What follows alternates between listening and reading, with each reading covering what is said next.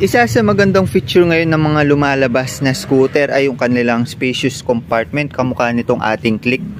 So sa video nito, pag-uusapan natin kung ano nga ba dapat yung nilalagay natin sa ating compartment at paano ito makakatulong sa ating pagiging efficient sa pagmamaneho at makakatulong na rin para maging maganda yung purpose nitong ating compartment sa ating motor. So lahat ng yan pag-uusapan natin pagkatapos ng intro.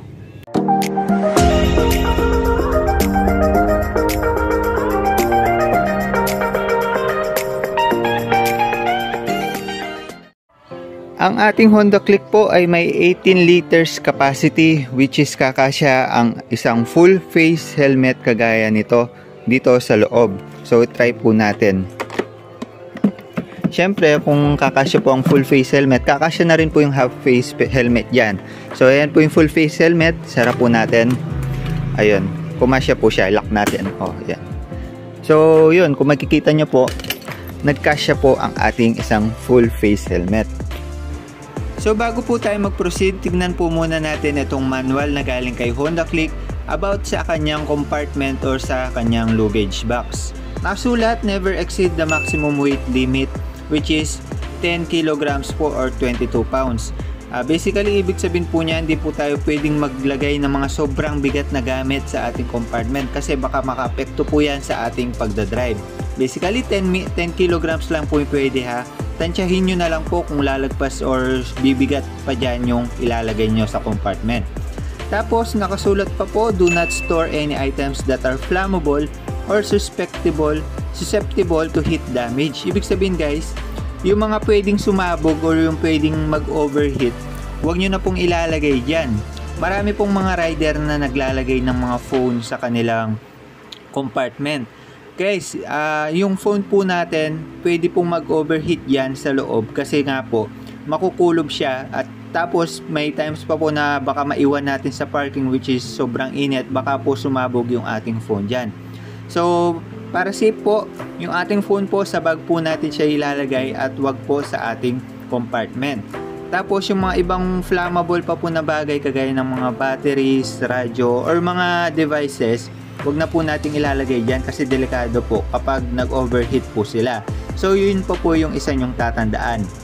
Tapos nakalagay pa, do not store valuables or fragile articles. So yun, yung mga valuables nyo po, case to case basis na lang po ito. Valuables, ibig sabihin yung mga importanteng bagay kamukha ng wallet. Ano na po yun, case to case basis. Kung yung lugar nyo hindi naman nakawin ng mga ganong ano, diba? Pero para safe na rin yung mga wallet nyo, yung pera nyo kapag aalis kayo or iwanan nyo yung motor, dalhin nyo kapag iwan nyo na yung motor. So ganun lang yung tandaan nyo about doon. Tapos dito sa likod nakasulat or nakalagay yung mga specifications kung ano yung mga ilalagay dito sa likod ng seat, which is yung una yung document bag. So kung brand new yung motor mo, meron ka pang document bag, pero yung sa akin kasi guys, second hand na lang kaya hindi na i-turn over sa akin yung document bag na yan, which is basically lalagyan ng mga gamit or mga papeles, dokumento, ganon.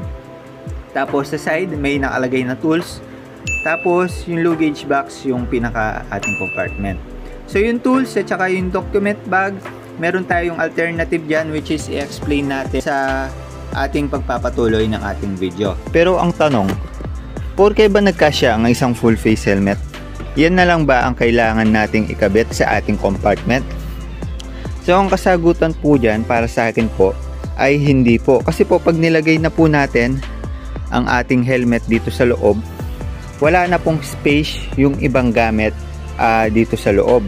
So ano nga ba dapat yung mga bagay na ilalagay natin or mga importanteng nandyan dito sa loob ng ating compartment? Actually hindi po siya sa compartment, dito po siya sa part na to. Ito pong part na to ay add-ons lang po sa ating motor. Kumbaga pag binili po natin yung ating Click, wala pa po tong bag na to. Nabibili po ito sa Shopee sa halagang less than 200 pesos, mga ganong price. So ang purpose po nito ay para ma-extend yung pagiging spacious ng ating compartment. So dito ko po kasi nilalagay. So ang laman po kasi nito ay mga documents mga papel ng ating motor. Alam naman po natin na kapag may mga huli, checkpoint, need po natin ang ating mga papel. At isa rin to sa mga nakakalimutan ng ibang rider, kaya nagkakaproblema sila sa kalsada. So para maging efficient po tayo, magkaroon po tayo ng space para sa ating motor kung saan ilalagay po natin ang ating papel. At isa sa pinakamagandang pwesto po niya ay itong part na to. So basically, papel ng motor, ORCR. So hindi po natin papakita yung number, baka makita. Tapos kung may ano po kayo, tawag dito, kung second hand po ang inyong motor, kailangan may deeds of sale po kayo. So yun po ang isa sa dapat na nandito. So mamaya na lang natin ayusin. Pangalawa po guys, which is optional lang naman. Kasi ako, may time na nakakalimutan ko ang aking wallet, ang aking mga gamit. So nilalagay ko na rin po dito ang aking lisensya. So syempre pag may huli, bukod sa papel, kakailanganin din po ang lisensya. So hindi po pwedeng pakita. Pero optional lang po to guys, optional lang. Hindi po natin hindi po mandatory na kailangan nasa motor, kasi pwede naman nasa wallet, nasa bag. Pero ako mas gusto ko na dito kasi minsan may time din na nakakalimutan ko ang aking wallet, ang aking bag. So dito, kapag nandito, safe na siya, nasa likod ng ating compartment. So yun, meron na po tayong papel, ORCR, tapos yung deeds of sale kung meron man kayo. Dito po natin magandang ilagay yan. Tapos maganda guys, naka-plastic ha. Pa-plastic ko mamaya isa. Naka-plastic kasi baka mabasa yung inyong papel. So yun, pa-photocopy nyo. Kasi yun lang naman yung need sa mga checkpoint, yung photocopy. Yun yung isa sa dapat nyong tandaan para maging efficient kayo sa mga nilalagay nyo dito sa compartment. Pangalawa guys, na tatandaan nyo, ang ating helmet, gaya na sinabi ko kanina, pag nilagay nyo dyan wala na space. Meron pong nilagay ang manufacturer ng Honda na dalawang hook dito, which is para po sa ating helmet din. Kagaya na sinabi ko, pag nilagay nyo po yan dito, puno yan. So dedemo ko po kung paano natin ilalagay yung ating helmet. So yan, lock ko lang ha. So kung makikita nyo po, ang ating helmet ay may sabitan, which is pwede po siyang isabit dito sa hook. So yan, take note na din po guys na ang helmet holder po natin ay ginagamit lang kapag nakapark ang ating motor, kagaya ng nakasulat sa ating manual ni Honda Click. At may warning po na nakalagay na delikado na habang nagdadrive po tayo ay nakasabit po sa ating helmet holder, kagaya ng nakita nyo kanina, ang ating helmet. So nakakasagabal po siya sa ating paa. Ginagamit lang po ang ating helmet holder or yung hook doon sa ating compartment kapag nakapark po tayo. So yun lang po yung time na pwede po nating isabit yung ating helmet doon po sa helmet holder. So take note po tayo dyan guys. Which is, di ko alam kung paano nyo ipepesto, pero hook din po yan para sa helmet guys. Halimbawang aalis po kayo, iwan nyo po ang inyong motor.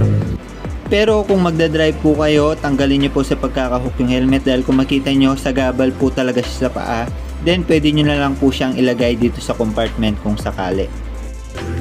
So next po guys, na dito na tayo kung anong ba dapat ilalagay natin dyan.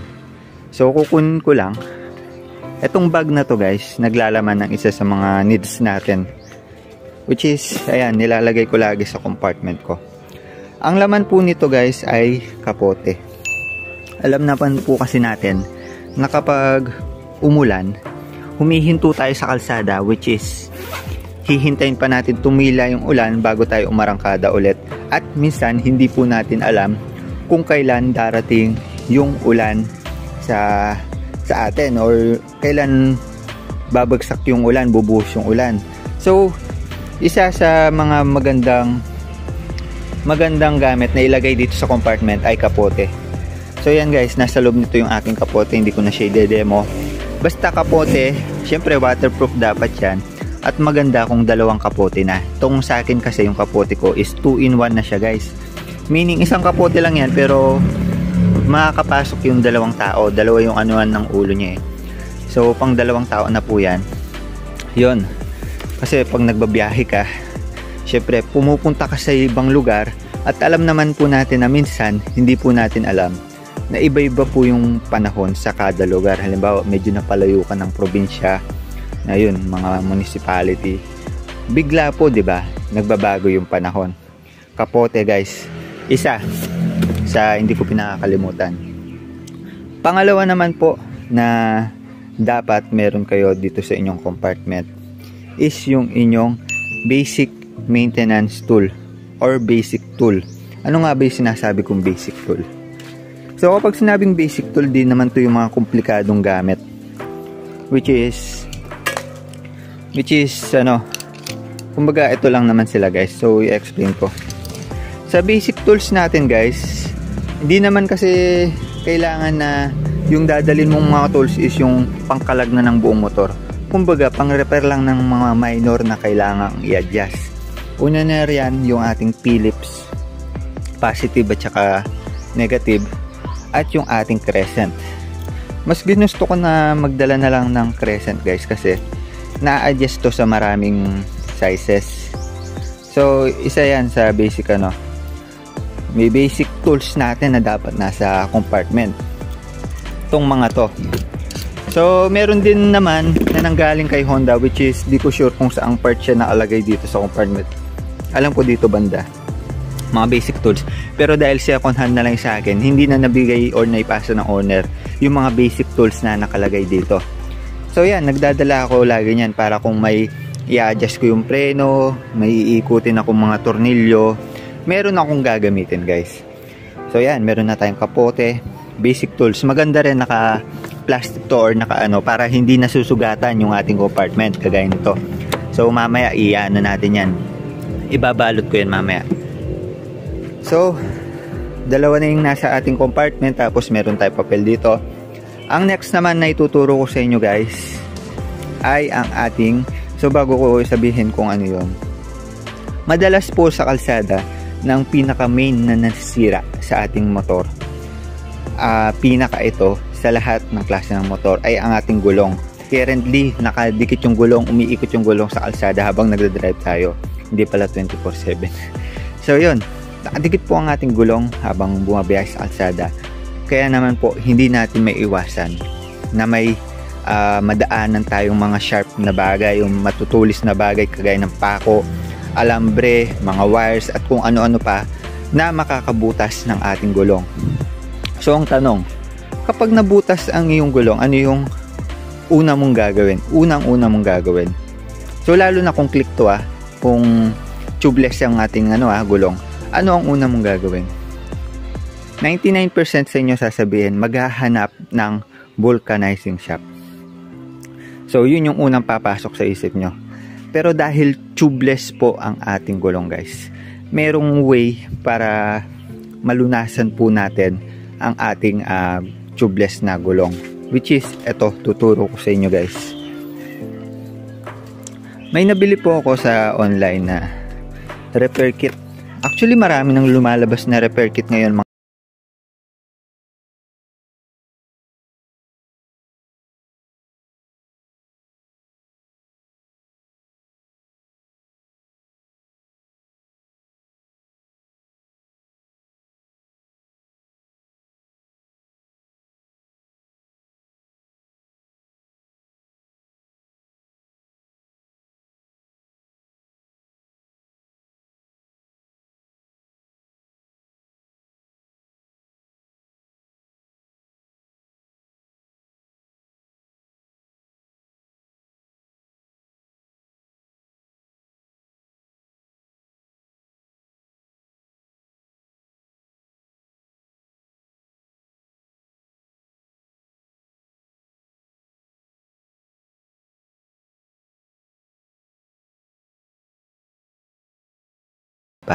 Which is parang ito yung pinaka magtatapal ng butas natin.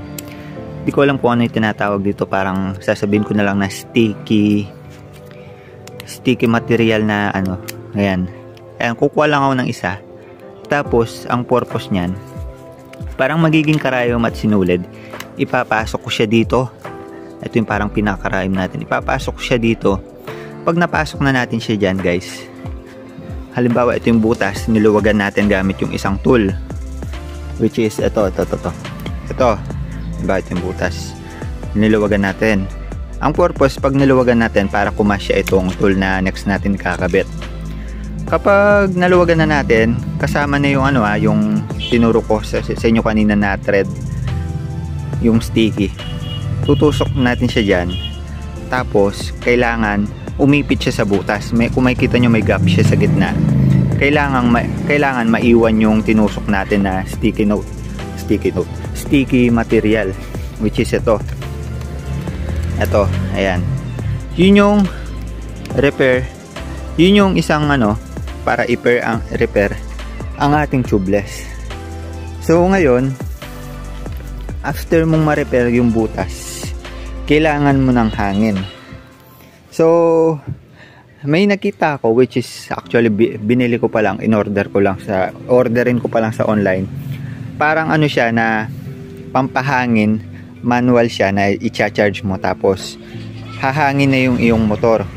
So maganda yun kasi maliit lang yun, hindi mo na kailangan ng pumping tool para hanginan. So if ever man mabutasan ako dahil wala pa yun, ang hahanapin ko na lang, guys, is panghangin na lang yung hahanapin ko para malunasan yung aking butas sa gulong. So yun yung mga dapat nyong tandaan, guys, sa sa mga ilalagay nyo sa compartment. Hindi lang puro gamit na kung ano-ano, mga damit, mga ganyan. Hindi po ito Durabox, guys, gamit po yan, compartment po yan para sa ating motor. So basically, ang kailangan po nating ilagay dyan, mga gamit natin para sa ating pagdadrive, which is makakatulong naman sa atin. So ayun, guys, kung may nakalimutan man ako or kung may gusto kayong i-share na mga sa inyo, sa part nyo, kung ano yung mga nilalagay nyo dito sa compartment, comment nyo lang po dito sa baba para malaman din ng mga ibang rider kung ano pa dapat yung mga kailangan nating ilagay sa compartment at magiging efficient tayo sa ating motor at sa ating pagdadrive. So yun lang po para sa ating video. Sana may natutunan kayo. Share the video, subscribe. The more you click, the more you know. Usapang compartment. Bye bye.